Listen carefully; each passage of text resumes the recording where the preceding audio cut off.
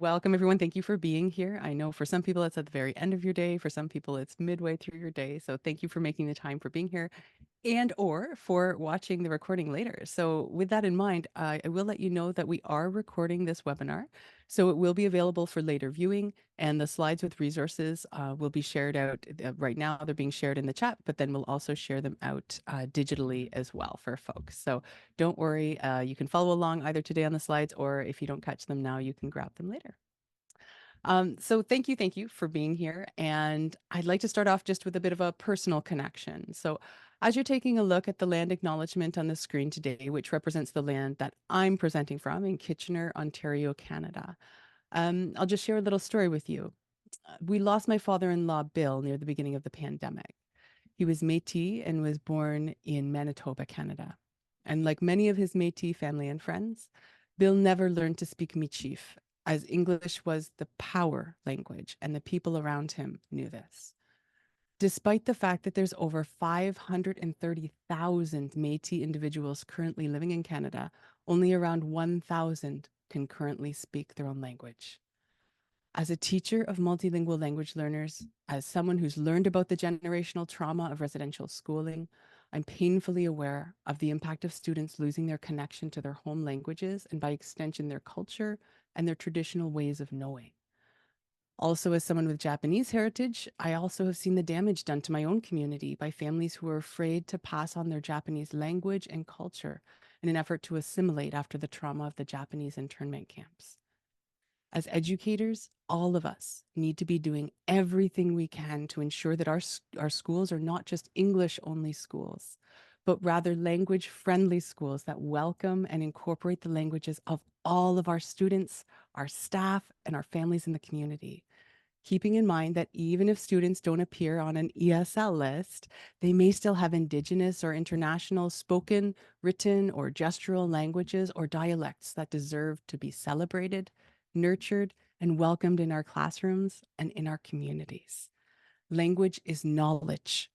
Language is power. Language is connection. Language is culture. And language is identity.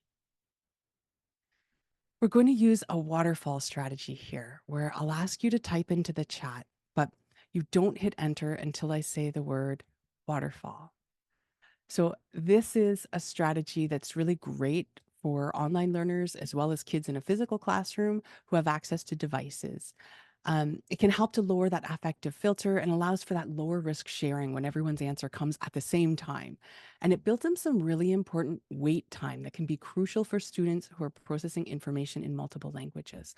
If you don't have a device, sometimes I'll ask kids to write down an answer on a piece of paper. They can crumple it up, throw it into the middle like a little snowball, and then we open up the snowballs and read them out. No one even knows who submitted what. So I'll give you a few seconds to quickly type out your role in your school or what you teach, one thing that you're hoping to take away from today. So don't press enter yet. You have to wait for it. We're going to build in that waterfall of responses, give you that wait time.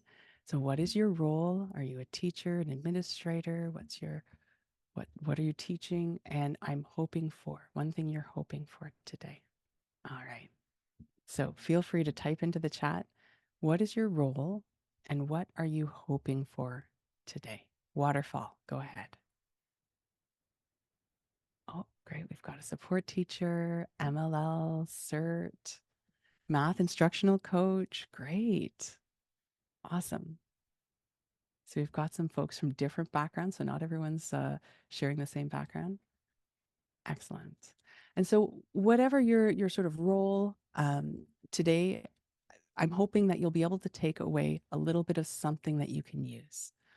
So some practical strategies I'm hoping that you can help use to expand the oral language comprehension of your multilingual language learners, and that you'll also be able to check out some cool new resources that either you yourself can use right away in your own teaching or something that you can share with a colleague and go, ooh, hey, I saw this cool thing. I'm hoping I can share it with you. So over the course of my career, I have realized that so much of what we do in the classroom to support the success of our learners, especially our multilingual language learners, it generally ends up making learning easier for all students. After all students are learning academic English vocabulary, even if they were born in Canada and they only speak English at home. So all teachers, regardless of which subjects we teach, are teachers of language. So for instance, that math instructional coach that you're here today, you also are a teacher of language, even though you're a math teacher. When we intentionally focus on the strategies that support multilingual language learners in the classroom, all students benefit. Thinking about how we can make our teaching and our content more comprehensible or understandable ensures that all of our students can better access curriculum and engage in learning tasks with more independence. Putting our most vulnerable students at the forefront of our planning instead of thinking of them, as an afterthought, makes us better teachers, and it leads to improved learning outcomes for all students. There have been many, many researchers over the years who have studied language learning. And one thing that they can all agree on is that new languages are developed on the foundation of the first language learned in the home. Our multilingual language learners deserve for us to value and welcome their languages into our classrooms as valuable assets. We need to be encouraging our students and their families to continue to develop their home language literacy alongside their development of English. And we need to find as many ways as possible to help students use their multilingual superpowers in our classrooms. And that's part of what we'll be doing today. So this is a really important video that I created to help my teaching partners understand just how important vocabulary knowledge is to multilingual language learners. When kids don't understand the words in the text we're using across the curriculum, we can't expect them to use comprehension strategies. We need to take that time to intentionally focus on vocabulary, not just for multilingual language learners, but for all of our students. So this shorts video is just going to show you how just 9 unknown vocabulary words in a reading passage can significantly impact your comprehension. And hopefully it's going to help you see how a few simple tools can help you make texts more meaningful for our MLLs, including the use of home languages and visuals to support your understanding. Vocabulary matters for all students. I want you to read the following passage. It's written at a grade 3 reading level and contains 100 words. Today in our science brief, we will learn about the dringos of the troca. The troca is made of many dringos of Yipizuk. The outer dringo is called the phonobert. Below the phonobert is a dringo of extremely hot, almost solid Yipizuk called the blinwoody. Under that dringo is troca's zilfib. The outer zilfib is a combination of liquid iron and nickel, but the inner zilfib is solid metal. Hot molten yipazuk, called sinipup, will sometimes burst through the troca's surface in the form of a retinia. When sinipup comes out of the troca, it is called dizkuk. Were you able to decode this passage with at least some fluency? Were you able to make sense of this passage? If so, what context clues helped you to make sense of this passage? Did your understanding of English sentence structure help you in any way? Did your background knowledge help you to figure out the gist of the passage and what it was describing? How might visuals have helped you to better understand this text? What about if accompanying translated keywords were provided? Even with only 9 unknown words, this passage was still really difficult to comprehend. Even having the text read aloud to you probably didn't make much of a difference to your comprehension. Some of the research states that students need to understand the meaning of 98% of the words that they read. If they don't understand what they're reading, this leads to disengagement. Students might be able to decode the words, but if they're not understanding what they're reading, we've already lost them. All teachers, regardless of what subject they teach, are teachers of language, and all students are learning academic vocabulary and language structures. The supports we put into place for our multilingual language learners will benefit all students.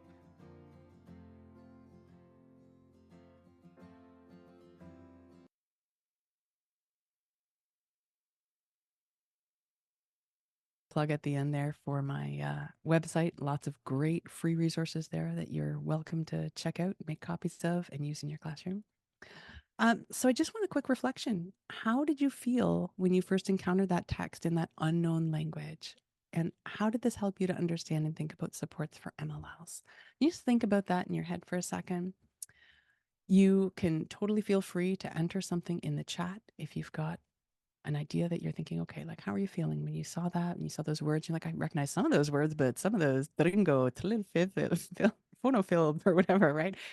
So just that is not written in a real language.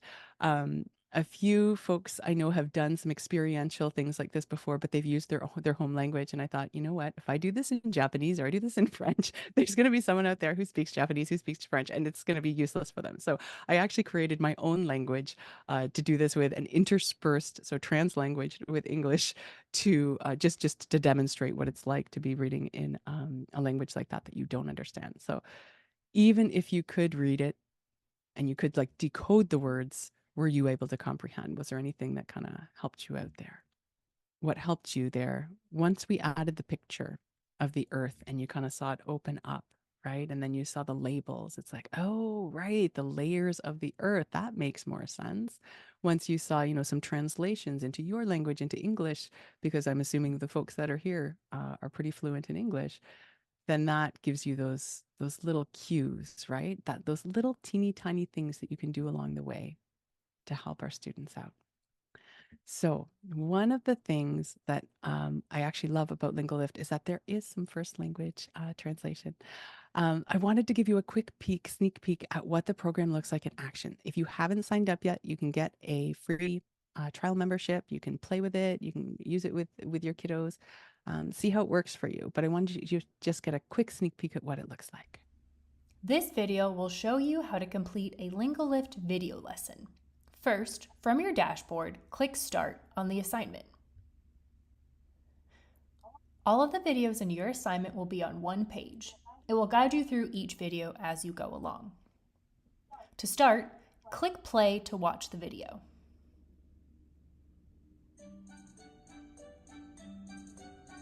Around and around. The moon goes around the earth. Super visual. That is too many years to There's imagine. closed captioning on the bottom. Short, simple video. After you watch the video, click All Words. Click on an underlined word and then click Continue. Do that for all underlined words. They're getting a definition of each word. Once you're done, click Learn Words. Now you will watch parts of the video and type in the missing words. It takes the moon 27 days to go around the earth. And that's a fun guessing game for kids. If you get it wrong, you'll see the word and the definition. And then you can click Try Again to type it in again. That is a fraction. Too many years to imagine. When you are done typing in the words, click Continue to move on. Then click Speak Lines. It takes the moon 27 days to go around the earth. Next, you will watch parts of the video again, but now you will speak the lines that you hear. When you see this microphone button, click it to speak the sentence. It takes the moon 27 days to go around the earth. And then click the stop button when you're done. That is a fraction of a year. That is a fraction of a year. Really working on that fluency there. Once you speak all of the lines, you are done with this video lesson. Click Next Lesson to go to the next video and repeat the same process with the next lesson. So just a quick glance at what it looks like. I really like how simple it is. It's really, you can do it with whole group. You can do it with small group. Kids can work on it individually, one by one. One of the things that I like to remind people of is that MLLs are learning English vocabulary, sentence structure, and content area curriculum at the same time. So when I've been playing around with Lingolift and I was using it with my kids, The search bar is my best friend. So if I'm looking up a specific topic, and I like to tie literacy into science, into math, into social studies, because it's just so natural. We're learning the vocabulary anyways. Then yes, like look up topics. There's tons, it's sorted by different topics. They have different collections as well. So you can find different things that are appropriate for different groups of kids or for the curriculum that you're teaching in your class. So it's just really good to remember that we're not teaching language in isolation, right? Like this is everything we're doing in all of the in all of the subject areas. It's all tied into language and vocabulary. So please do use that search bar if you're playing around with it. Here, I just wanted to share another quick video here. This is to help you understand the layers of language and how we need to tap into all of those layers in order to support reading, writing, and understanding the English language. You probably noticed in the demo video of Lingolift how they have they actually are ticking off all of those, right? They're looking at reading, writing, hearing, and speaking, all four domains. Layers of language. Orthography is essentially the rules and conventions of written language. Not all languages have an official written form, such as the Rohingya language. And some languages have multiple written forms, such as Japanese. The first layer of language is phonemes. There are roughly 44 speech sounds, or phonemes, that we need to know in order to read and write in English. And these phonemes are represented by the second layer, graphemes. Graphemes are letters or groups of letters that make sounds. For example, the speech sound or phoneme in English can be represented by F in the word find, or by PH in the word phone, or GH in the word enough. The next layer of language is morphology, the study of the meaning of words and the parts of words. It helps to learn not only base words, but also affixes, which are the prefixes at the beginning of words, and suffixes at the end of words, to help us really dig into the meaning of words so that we can understand what they mean, read them, and spell them. Our final layer is etymology, the understanding of where the word originated. This understanding will give us clues for how we spell or pronounce a word. For example, many words of Greek origin use the CH grapheme to represent the K phoneme. Up to 90% of academic vocabulary in the sciences comes from Latin or Greek words. So learning some basic root words in Greek and Latin can help students to read, spell, and understand a wide variety of academic language. Etymology also helps us to find cognates, which are words in two languages that share a similar meaning, spelling, and pronunciation. This can be incredibly helpful for multilingual language learners who can use words they already know in their home language to help them understand texts in English. People often tell multilingual language learners that English spelling doesn't make sense and that they just need to memorize words. Nothing could be farther from the truth. English spelling really does start to make sense once you know some basic spelling rules, where words come from, and what the individual word parts mean.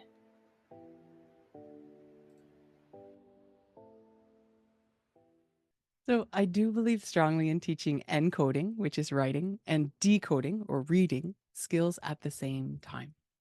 Those first two layers of language in the video are phonemes and graphemes. Those are the sounds and the letters that represent the sounds. I teach them together whenever possible. So I'm a big fan of hear it, say it, read it, write it. As soon as kids even know just one vowel and one consonant, we are blending those sounds together to read and write two-letter sounds right off the bat, right? So if they know M and they know A, so they know and ah, we're spelling and reading ma, mama right away as soon as we can, right? I'm not waiting to get through the whole alphabet before we start to read and write.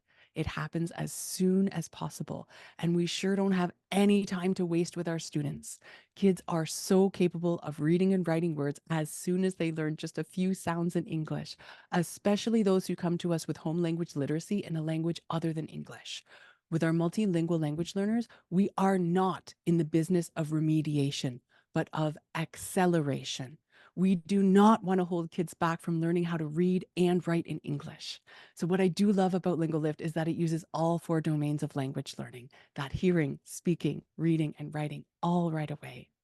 They can learn the foundations of English reading and writing at the same time that they're learning how to speak and understand English oral language. This is so important that I'm going to say that again. Multilingual language learners do not need to wait to learn how to read and write. They can learn the foundations of English reading and writing at the same time that they're learning how to speak and understand English words. Lingolift's videos are unique in that they feature academic content as well as basic vocabulary and sentence structure at the same time. And again, they do make use of all four: the hearing, saying, the reading, and the writing. So here's a fun little hack that I discovered with the program. You can select the words that you want kids to focus on if you're doing this with a group with one computer or projected up on a screen, using different words for different purposes. So there's all the underlined words, right? That they're kind of like the focus keywords for vocabulary. But for one group, we were working on CVC words. So that's consonant, vowel, consonant words, right? We were blending sounds together to spell and read words. So I chose words that were not highlighted in the text, like cat, has, big, dog, pet.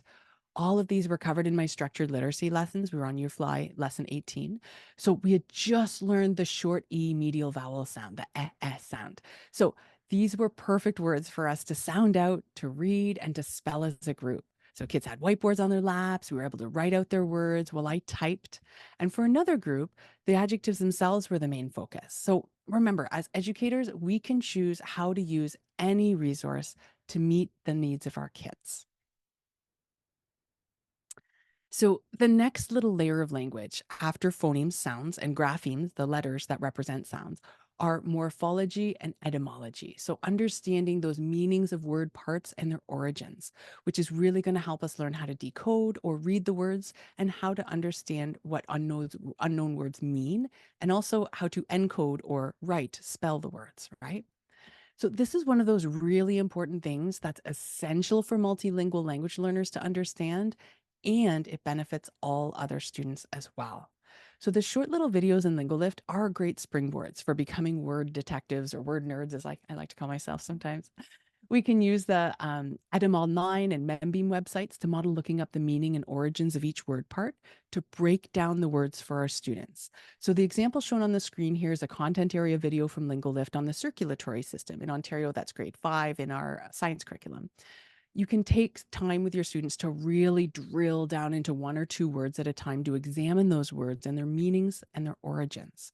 You wouldn't need to do this with every single vocabulary word you come across, but by doing a few together, you are really encouraging them to dig deeper and find out how the English language works.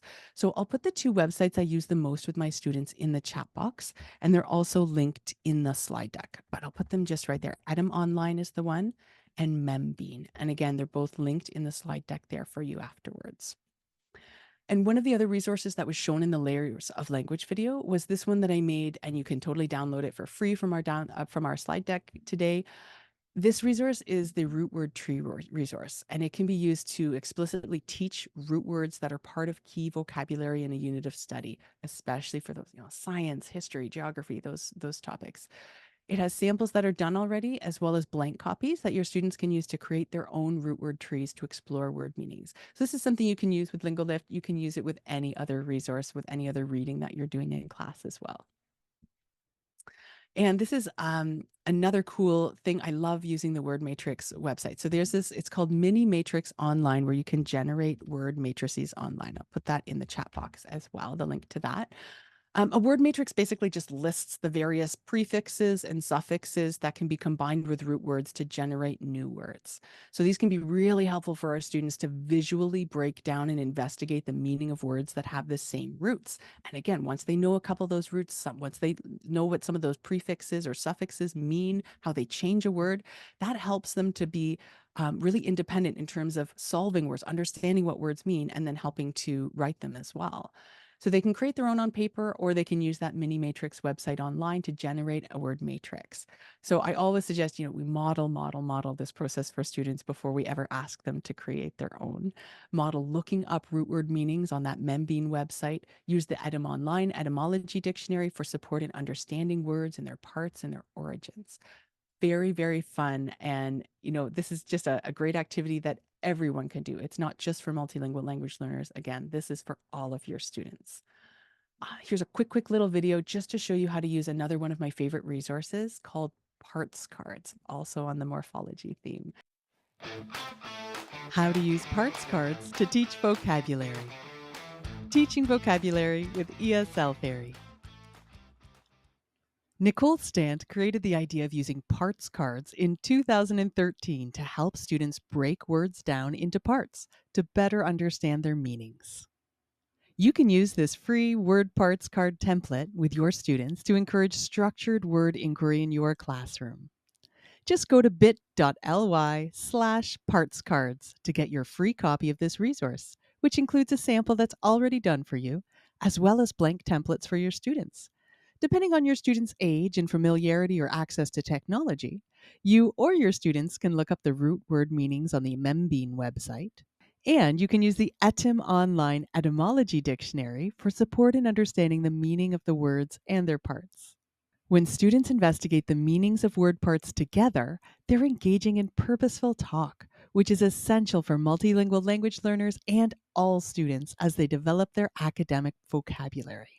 I highly encourage you to have students work in small groups with some same language peers in each group if possible to help bring each student's full linguistic repertoire to the conversation. So here's this words part, the slide deck that I made. Feel free to use it with your kids right away. I'll put the link to the parts card resource in the chat. And of course, it's also linked in your slide deck today as well. So one of my biggest frustrations with educational software companies is how often they leave out home languages of our learners in their planning. So I was actually really super excited when Lingolift embedded home language support right in their software. So I just want to give you a quick look at, if you haven't seen the software yet, what that built-in translation tool looks like in Lingolift. And you can also use this video if you want to show your kids how to use it, which is kind of cool. So this is what they see on their end on the student view.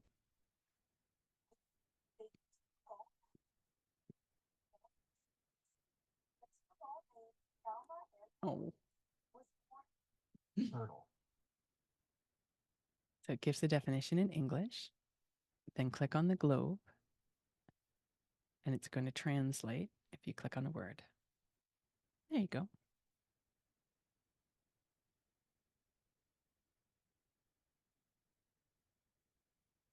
And you can select, so it defaulted to Spanish, but there's Arabic, Bengali, a bunch of other languages as well.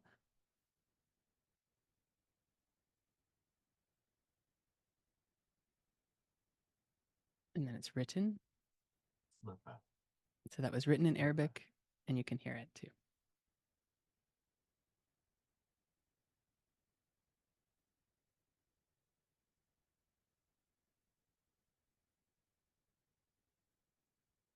So a number of languages, if they have the little speaker beside them, that means they've got the audio for them.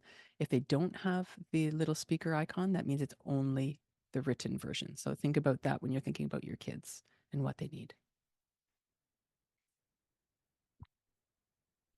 And hopefully they will be adding more and more languages as time goes on. Oops, there we go. So I wanted to share this out with folks. This is the slide deck of all slide decks. So it contains visual instructions, videos to help you and your students use DIY translation tools. All of them are free for you to access. And this will help you to translate everything from web pages to images to PDFs. So it's going to show you how to use embedded translation tools in Google Docs, Google Sheets, Read and Write, email, YouTube, Canva, Microsoft Translator. I update this resource regularly, so do bookmark it and check back often because I do add things to it as I play with new tools and make little instructional videos. I just add them to that. But one caveat I do need to insert here. Translation is an important strategy to use in the classroom, but it is only one tool in our toolbox. Translation should never be the only strategy used to support an MLL. We need to remember to use multiple ways of making content comprehensible for our students, including, but not limited to, intentional vocabulary instruction, the use of visuals, graphic organizers, building on their existing background knowledge, connecting new learning to prior experiences, creating appropriate language learning goals, providing multimodal learning opportunities and making room for plenty of accountable student talk and student interaction, small group instruction, and regular and ongoing assessment and feedback. So we never just rely on translation as the be all and end all, because then our students won't grow in the way that we need them to grow. I'm going to just put that in the chat box, the link to the translation tool slide deck.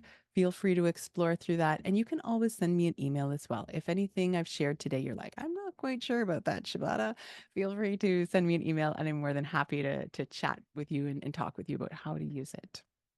One other thing I noticed in Lingolift is it does have these great little reproducible sheets linked in each lesson that can be used digitally in Google Docs or printed out. So for instance, this one was for vocab with the word, the meaning, definition, translation, examples, or pictures. And I do highly recommend using either using the Google Docs translation function or having the student make connections between their home language and English as they're writing in their own translations to help anchor the meaning of new words. If you do need to translate a Lingolift worksheet for a student, either as is or after you've put some vocab words into it, you can do that right inside of Google Docs. My preference is always to teach students how to use translation tools in Google Docs so that I'm not doing it for them. It is a life skill. Teaching a kid how to use a translation tool is a life skill. So once they figure out how to use that, then they can be translating things on their own. But I do really like that. In any grade, they can start to learn. I've got, little grade ones who are learning how to turn on translation features and apps and stuff. I think it's really empowering for them to learn how to use those. There's a little video in the translation tools deck that you can follow if you need it as well. Here is another one of my favorite tools to give to students, teachers, and families. So I adapted it from a template created by the amazing Dr. Irina McGrath and Dr. Michelle Shorey. You just simply type in an English word in the left-hand column, and then it generates a link to a pronunciation guide with lip movements, which is incredible. And you can practice, saying the word. It'll show you a picture of what that represents the word, tell you what the word means in English, and then give you translation in so many different languages. So I do regularly update this dictionary with new languages, and you can email me if you have a request for a language, and I will do my best to add it. So I code them based on the languages that are available in Google Translate. Now, one quick thing is that I have noticed in the last few days, the images are not being pulled in. So Google has now blocked the code I was using to import from Google search image searches. They've now blocked that. So I need to find a workaround. I'm still working on that. So if you make a copy of this, the dictionary, and you're trying to find visuals and you're like, oh, it's not working for me, that is probably by design on Google's end. So just so you know, I am working on that in the back end. It might take a little while for me to research that and figure out how to what the workaround will be for that. Also wanted to just really quickly share language bundles with you. So I've made up docs for some of our most common newcomer languages in Ontario and Canada, and I'm sure some of them will be languages that your students speak as well, with everything from survival vocab to academic vocabulary, as well as dual language books. There's social narratives, like little social stories, visual schedules, videos, and just so much more. So I figured people kept asking me, oh, do you have something for Arabic? Do you have something for Chinese? Do you have something for Spanish? And so now I have sorted them. I've taken the time to sort them. So feel free to grab anything you need. It's all free. You can use it with your students. Sharing is caring, so share with others. And I've just put the link in the chat for that. And if you're thinking about science, math, and other content area resources, I've created and curated some great ones on my website. Again, all free. Multilingual math dictionary in many languages, math word wall visuals that you can print out or use digitally for K all the way up to high school math. Folder of key science vocab that's kindergarten all the way up to grade 12. Vocab templates that I've used for other kids that are in English and many other languages as well. So all of that is linked in the slide deck and is available again for free on my website, which I'm just putting in the chat right there. I'm a big believer in, I don't like, teachers pay teachers. I like teachers give teachers. So you are hardworking. You deserve to be able to, have some things that you can use for free without having to pay. We all pay enough out of our own pocket for stuff for school. So don't pay for these digital resources.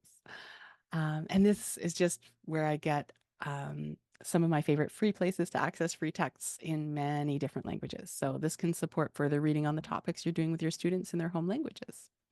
Oh, thank you. Cassandra just commented. I love that idea. Teachers give teachers. Yes. And that's the way it should be. That's the way it really needs to be, right?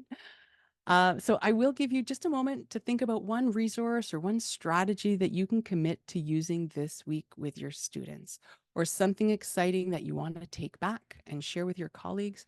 Feel free to pop that into the chat now or just think about it in your head, right? Just anything to do with, what's one thing you can take away from your learning today, something you saw on the screen, a little aha moment, a little one of the resources that you think, yeah, I'm gonna take that away and use that. And here's all of my info. So my email's there at the very bottom. If there's questions that come up, I'm always happy to chat with folks.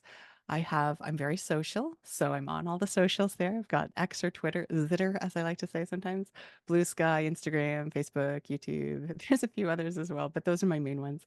And I know, it's always challenging to find time to attend PD at this busy time of year. So thank you for caring so much about your students that you're willing to hang out with us at the end of what was surely a long day if you're in my time zone, or in the middle of your day, perhaps if you're just logging on during your lunch or during a planning time.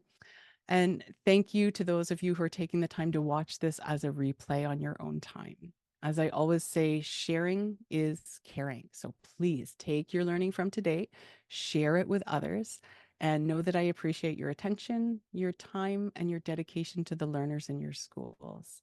Thank you for being the kind of educator that our students deserve. Please feel free to reach out if you have any questions or want to continue this conversation.